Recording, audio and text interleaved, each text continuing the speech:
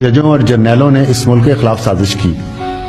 پاکستان کو چائنا سے دور کرنے کی سازش ہے. اس میں انٹرنیشنل پاورز ملوث ہیں. یہ چلائیں آپ. امریکہ کے کیمپ میں پاکستان کو رکھا جانا تھا, چائنا کے کیمپ میں پاکستان کو نہیں جانے دینا تھا, سی پیک کو ناکام کرنا تھا. یہ اصل ایشو تھا. اس پہ پاکستان کے جج اور جرنیل اور میڈیا کے لوگ اس کا حصہ تھے, اور یہ جن لوگوں کو پتہ ہے سازش کا ان کو پتہ ہے. اسی لیے اس وقت کی حکومت کے خلاف ایک پورا پلان لانچ کیا گیا, اور اس پلان میں جو شخص اس سازش کے خلاف تھا اس کو ٹارگٹ. میں نے اپنی ڈور زندگی کے اللہ کے ہاتھ میں دے دی ہے, اس کی رضا میں راضی ہوں.